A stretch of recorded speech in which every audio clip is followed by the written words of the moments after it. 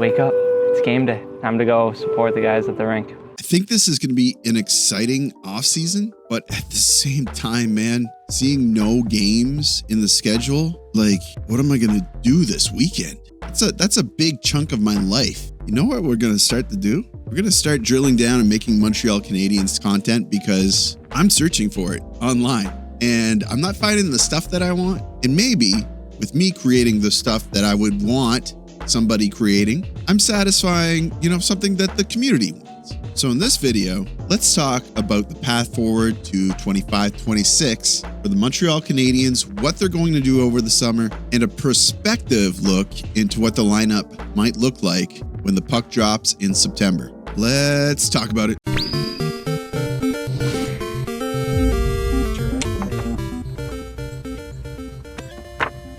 The worst picture of all time. You can already tell that the hockey sports community is getting restless, knowing that there's no games in the near future and seeing that there's not really a whole lot of developments for contracts, trades, and just general news. Devils and Nashville made a trade though. Holla is heading to Nashville. That's interesting. I guess the other discourse is Trent Frederick. I don't think he's inked the deal yet, but they're saying that he's going to sign for like 8 years at around $4 million. I could probably do a video on that.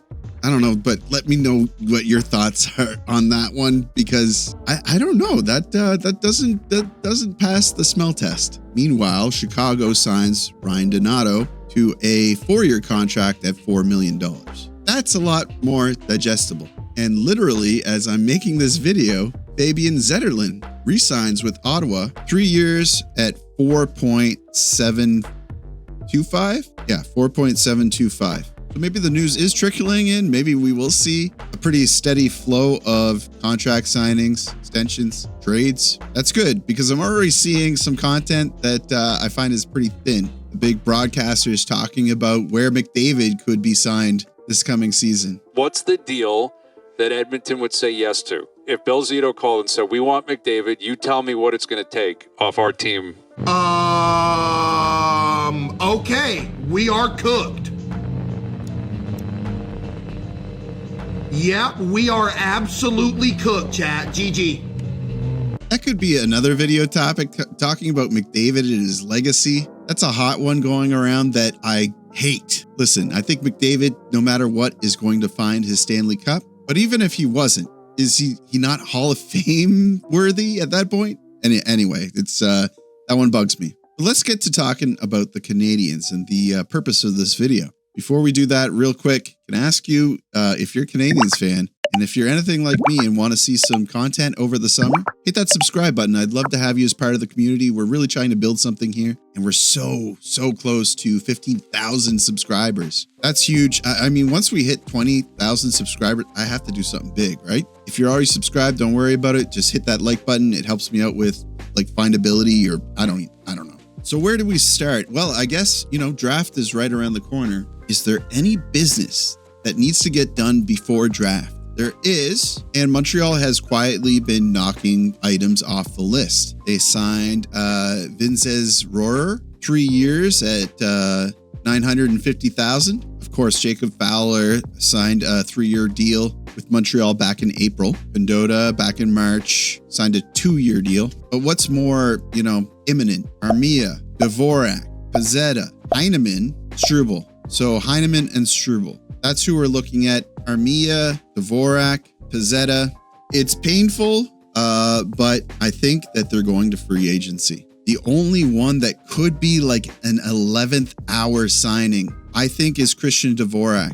Armia at 32 years old and being the role player that he is, still incredibly important to the team in that role that he fits and he serves. Going to be really hard to replace him.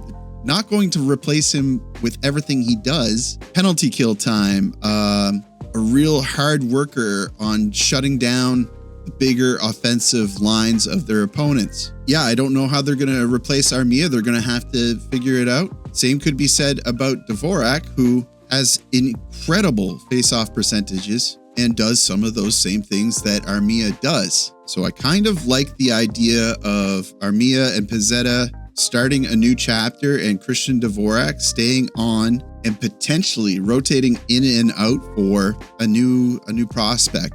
So being that 13th forward. But in terms of Heineman, he has equity. They've built on him. He's a development piece. 23 years old, still a lot of road ahead of him in terms of development. And he's demonstrated that he is an NHL bottom 6 guy. His contract's not going to be hard to sign. He's not going to kill us with compensation. It's a no-brainer. And then with Jaden Struble, 23 as well. You know, the runway for development of a defensive player is higher than a forward. Lots of time for Struble as well. The thing is, left shot D. They really need to open up the runway for right shot defensemen. And it's not all about, finding an individual who can play on the right side. Your handedness is important for puck retrieval, battles along the boards. With how fast the game is now, it only benefits you to avoid any sort of pain point there and find yourself a right-handed defenseman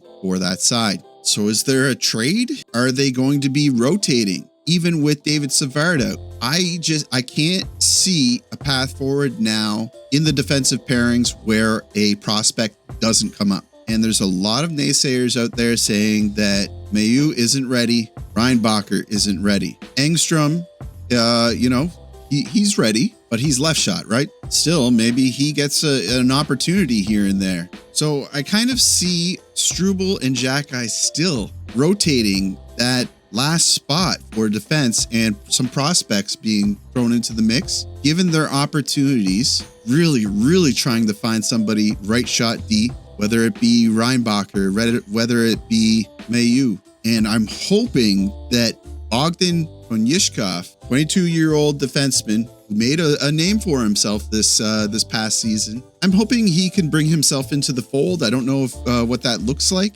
but right shot D, 22 years old. If he can be developed, if he can be worked on, and it is confirmed that he's going to be at rookie camp, that's interesting to me. So those expiring contracts with Armia, Dvorak, Pezzetta, Heineman, Struble, they have to do that before July 1st. And talking about those prospects, I'm kind of putting the cart before the horse because next I want to talk about draft. What's notable about the Montreal Canadiens with their draft is that they almost try to find someone who suits the team in the current iteration instead of picking the best player available to them.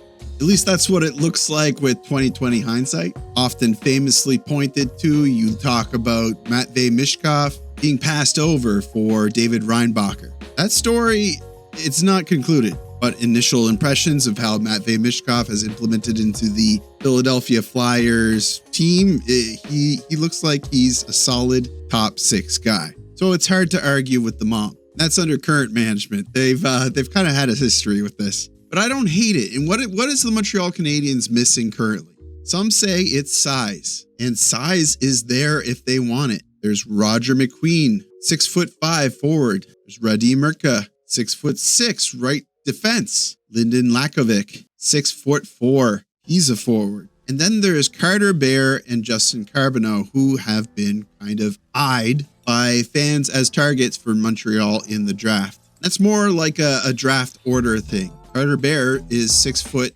exactly. Justin Carbonneau, 6'1". Bear plays center and left wing, while Carbonneau plays right wing. I don't think these are bad targets necessarily, and they might be the best that Montreal can get. But personally, I think that 19-year-old Logan Hensler, who currently plays in the NCAA for Wisconsin, the Badgers, I think, he feels like someone the Canadiens would go after. He's 6'2", so he's not like a giant, but he's a right D and he shoots right. He's shown a lot of positive promise. And what else do I have to say? He fills a hole in Montreal's lineup currently. Now, you might already be saying, by the time that this 19-year-old, I don't even think he's 19. I think he's probably 18 and he's turning 19. You're probably saying, Whiskey, he's too young. We need to find a right shot D before then. That is true. Good point. But what often happens with these things is you try to fill the role with somebody you think could be the right fit. Some names might come to mind. They don't work out and you have to replace them with someone else. Well, Hensler could be the insurance deal that Montreal needs. Then there's Blake Fiddler, who recently played for the Oil Kings, but has also played for Team USA in the Under-18 World Junior Championship. He's got some pedigree. Again, he's only 18 years old, but he's 6'4", right shot defenseman. I don't want to put all my eggs into one basket and say Montreal is going to go for these two players. Blake Fiddler is actually listed as down the list in the mock draft, but I'm trying to make some guesses. I'm trying to see where things lie, and it might just be that Montreal does select Carter Bear and Justin Carbonneau. Create some positive equity in them and then implement them into the lineup, or trade them for an asset that they do need down the road, or maybe they just don't work out at all. That's how it goes. If you're looking at the team now, the draft often is a crapshoot. Jake Evans, what was he drafted at? Like 217th overall or something like that? Jaden Struble, I'm sure that he was drafted far down the line. And then look at the draft picks that they did select high. Okanyemi, Ryan Poling. But then conversely, yeah, they could find a good middle player, use their scouts and find a steal perhaps, wind up with somebody like Lane Hudson. So I trust Montreal's team, I trust their scouts, and I feel like we could be surprised, or they could make a big move. They could trade their 2 draft spots for a guaranteed asset. There's plenty of teams in the league right now that are in a building phase, and it could be really desirable for them to have that 16th and 17th spot. Sadly, I don't think that this is the draft that people are clamoring to get in on at an earlier spot, but you never know. Okay, we've talked about expiring contracts, individuals they need to resign, draft, although I'll admit I don't have a whole lot of insights on that. I do like what I said about Logan Hensler and Blake Fiddler, but now I wanted to talk about prospect camp and then preseason. So it's not a secret, Montreal has a really good pool of young prospects, young talent. And this season, Montreal took a big step forward by making it into the Stanley Cup playoffs. They demonstrated that they're better than 16 other teams in the league. Well, like 8 other teams from their division anyway. And I dare say they're probably better than a lot more than 8. They might even be better than 16. Hockey's funny like that. So just looking at the kids that are currently in the system, who do we think is going to acclimate into the Montreal lineup this season? This is where it gets really fun. We know that Michael Hage is going to take another year in the University of Michigan's lineup, but he might be the prospect that I am most excited for to see how he implements into the Montreal lineup. But let's stick to the center role because Hage, of course, is a center. When you think of centers and you think of who is currently on the Montreal Canadiens, where do they need the most help? Arguably, they need help further down the lineup. But if you're a panicker like I am, honestly, I think that they need help on the second line. And I am in good company. At the same time, I'm thinking we need to somehow be patient.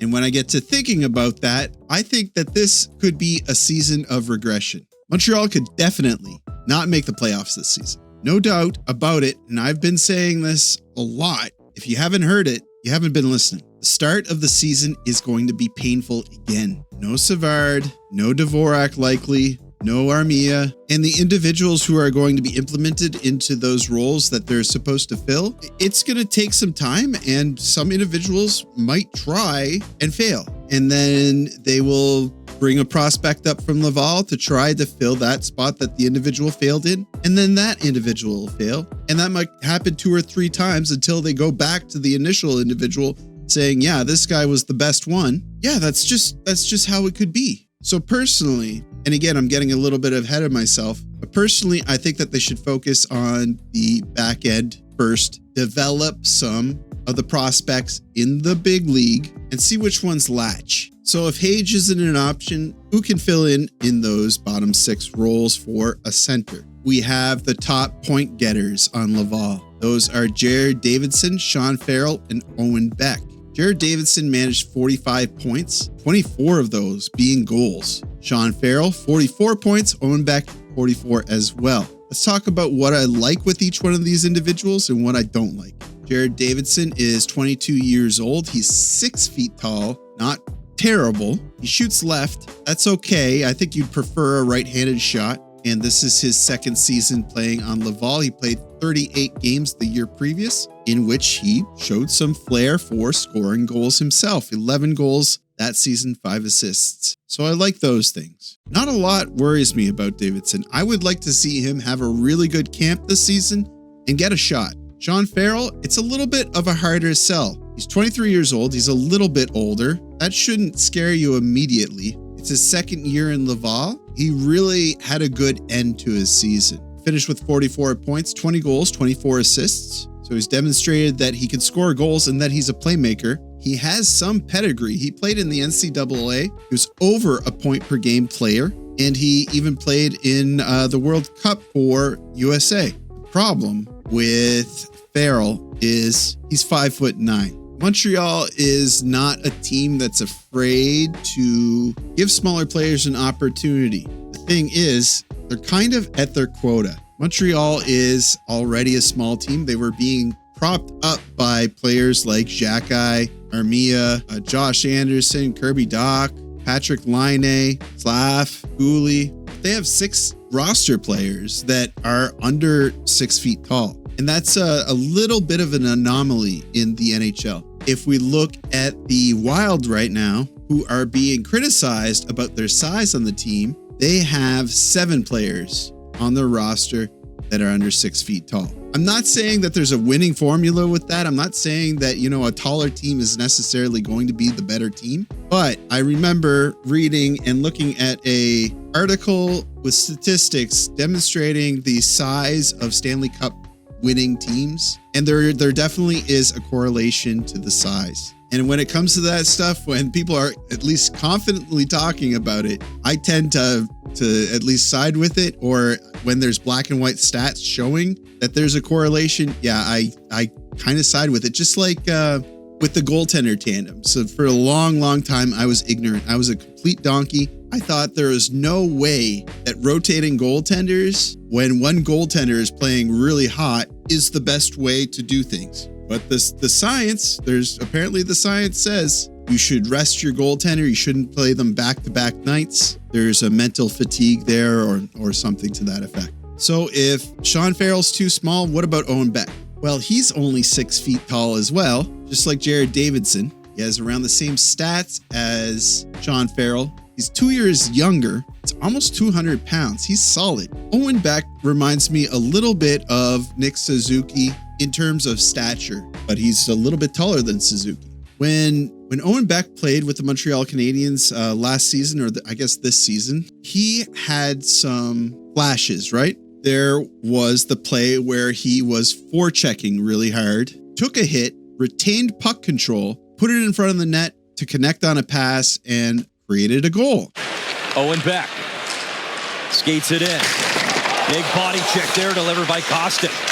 In front line. Those types of things, that's what the Montreal management team is looking for. That's strong offensive play, strong touches, high compete that they want to see on the team right now. Owen Beck is also a right shot, which, if Montreal is not able to shore up right shot defensemen, could be really good for his two-way play, his defensive play. So there's lots of things to like about Owen Beck. The problem is he might not be ready. He is only 21 years old, plenty of runway in front of him, but you still kind of want to see him moving along a little bit quicker. So then you start thinking about Joshua Roy. He's also only 21 years old. He's also 6 feet tall. He shoots left. He's demonstrated that he can compete in the NHL. In the 23-24 season, he played 23 games. During that time, he achieved 4 goals, 5 assists for 9 points. And he was definitely a good asset for the team during that time. When he played for Laval that season, he played 41 games, 13 goals, 19 assists, 32 points.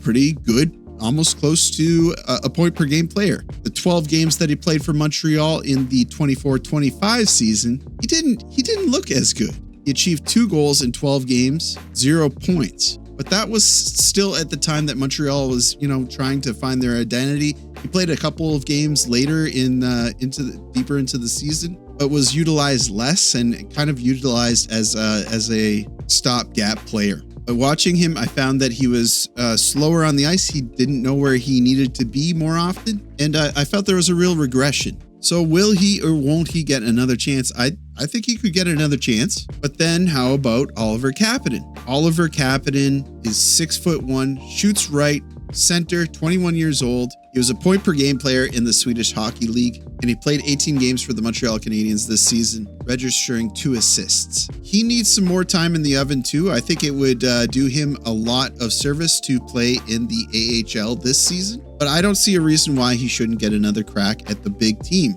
I think he has a high compete, but I think he needs to understand the pace of American hockey a little bit more. So we talked about Jared Davidson, Sean Farrell, Owen Beck, Joshua Roy, Oliver Kapanen. The one last center that I want to talk about is Florian Xhekaj. There's probably a lot of you who think the way that I used to think about Florian Xhekaj.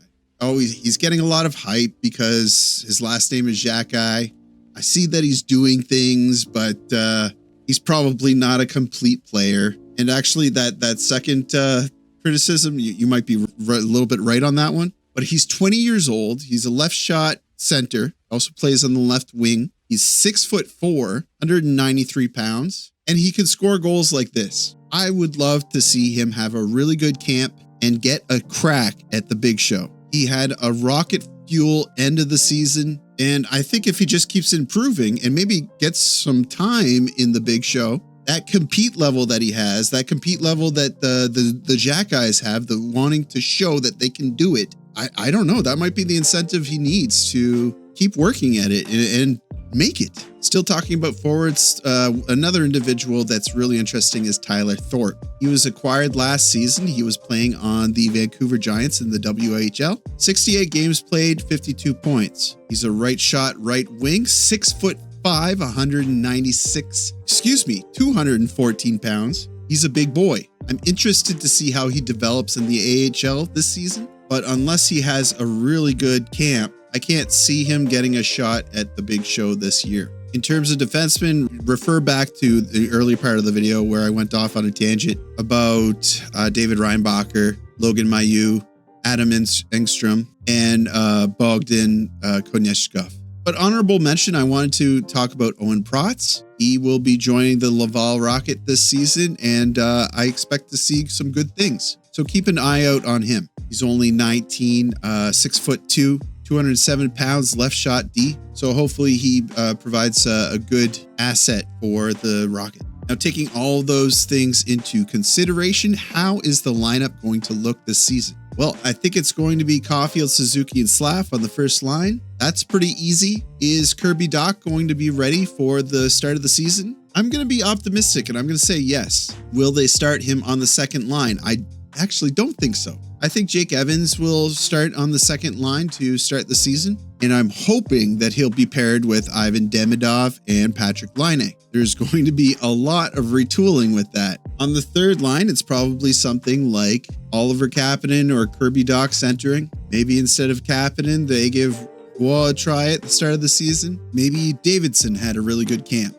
Maybe Owen Beck is back. Maybe Florian Xhekaj has an incredible camp and he gets a shot at it. But my money is probably going to be starting off with Oliver Kapanen. And it's just like last season, lines 3 and lines 4 will essentially be 2 lines given equal or somewhat equal ice time. I picture Gallagher and Anderson paired with Kirby Dach, and then Newhook paired with Kapanen and I guess Heineman. Expect that, to change. But it's gonna look something like that. Defensive pairings, you're not gonna see much change here. Matheson and Carey at the start of the season, Caden Goalie and Lane Hudson, and then Xhekaj, Struble. Who's gonna be the third to start things off? I think they could start Mailloux. Whoever has the best training camp between Mailloux and Reinbacher, they're gonna get the start. Mailloux has had some defensive breakdowns, but he can play at the pace of the game. Yeah, it's not a great answer. I'm sorry. I thought I would be able to put this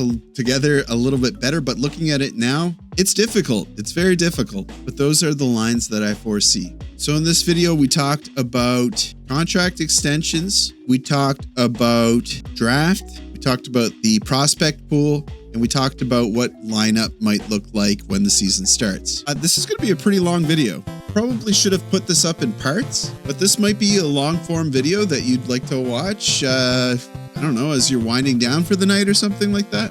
Hope you enjoyed it. If you did, let me know in the comments you'd like to see maybe more of this format for videos. If you didn't like it, tell me that too, because it helps with the algorithm if you put comments down there. But that's going to do it for me. No matter what, hit that like button. It helps me out with search results or something like that. Subscribe if you're not already subscribed. I'd love to have you. And as always, I will see you down in the comments.